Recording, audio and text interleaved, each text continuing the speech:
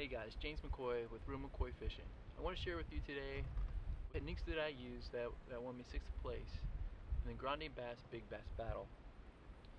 The first thing that I was doing, like a lot of other people were doing, was punching grass. There were some good fish in the grass, however, the big ones to really win the tournament weren't in there. I don't know what happened. That cold front came through and I guess kind of pushed them out a little bit. This here is the Phoenix PHX 766 heavy flipping punching rod.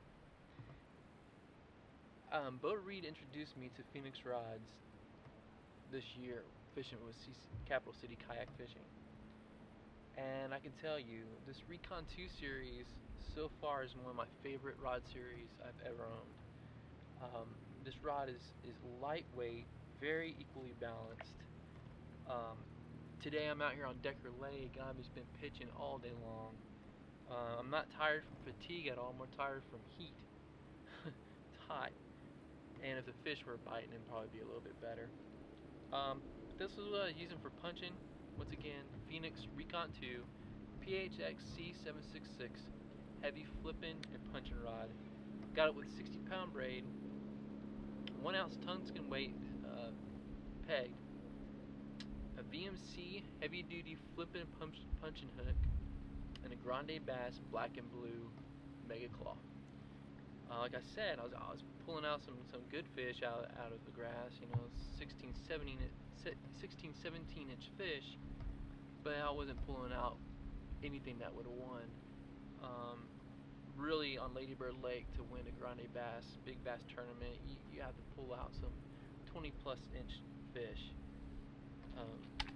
Second lure choice is one of my favorite rods. Once again, I know it's a Phoenix Recon 2,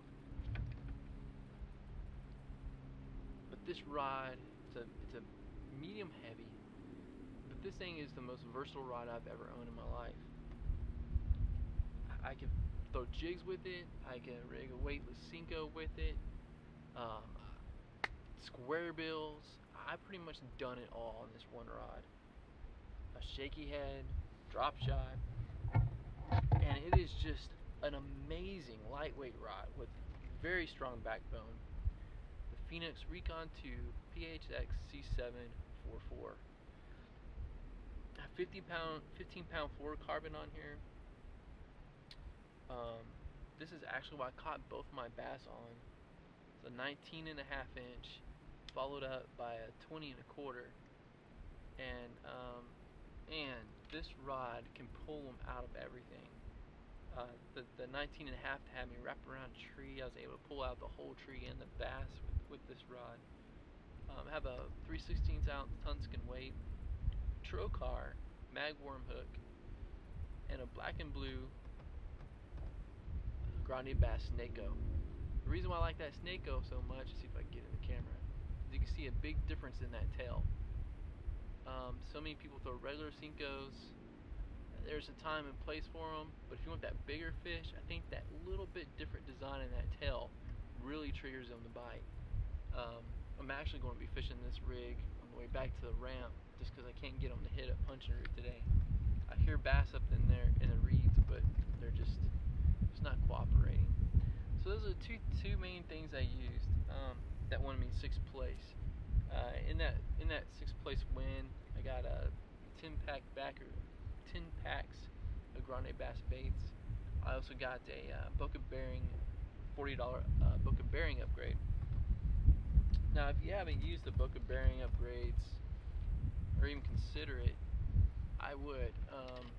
On my flipping rod here, I have a Daiwa Zillion with the Boca Orange Seal upgrade.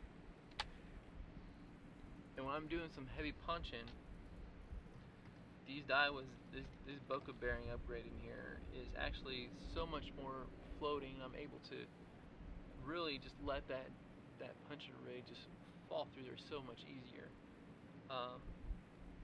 Whenever I used this reel as a Texas rig or a jig reel, I can cast that thing a mile. It doesn't stop. It has hardly any resistance.